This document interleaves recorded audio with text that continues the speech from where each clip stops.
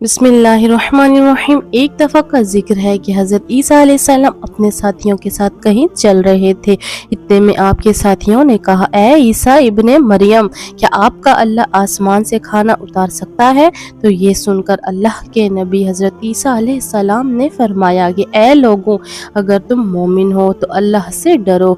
तो वो बोले कि हम तो अपने ईमान को ताज़ा करने के लिए और अल्लाह की कुदरत को देखना चाहते हैं और पेट भरकर खाना खाएं और अपने ईमान को बढ़ाएं, और वो लोग जो काफिर हैं उनको भी आप पर यकीन हो जाए और ईमान ले आए।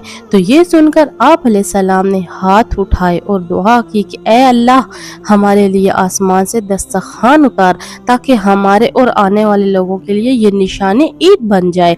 बेशक तू बेहतरीन रिज्क अता करने वाला है। बस जैसे ही अल्लाह ने आप अलैहिस्सलाम की दुआ सुनी तो अल्लाह तबारक व तआला ने फरमाया कि तुम्हारी दुआ कबूल की, लेकिन इसके बाद अगर इन्होंने खयानत की तो इन पर वो अजाब नाजिल होगा जो आने वाली तमाम नस्लें याद रहेंगी। फिर आसमान से फरिश्ते दस्तरखान लाए जिसमें 7 किस्म की मछलियाँ 7 किस्म की रोटियाँ थी। बाज़ रिवायात में है कि अलग अलग किस्म के पकवान और रोटियाँ, गोश्त और खाने बेशुमार खाने थे।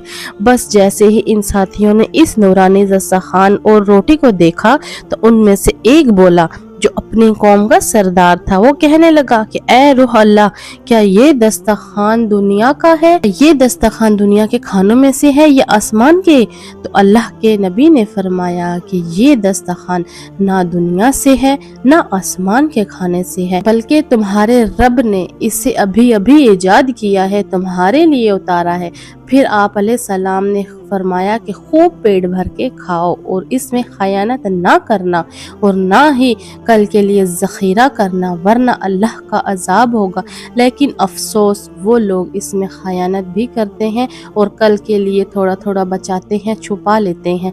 तो जैसे ही रात होती है सब पेट भर के सोए और अल्लाह का अजाब फिर उन पर उतरता है। तो जैसे ही सूरज तुलू होता है उनमें से कुछ लोग जो है वो खंजीर और कुछ बंदर की शक्ल में बन जाते हैं और इधर उधर भागते हैं, भागने लगते हैं, अपने आप को नोचते हैं, मारते हैं।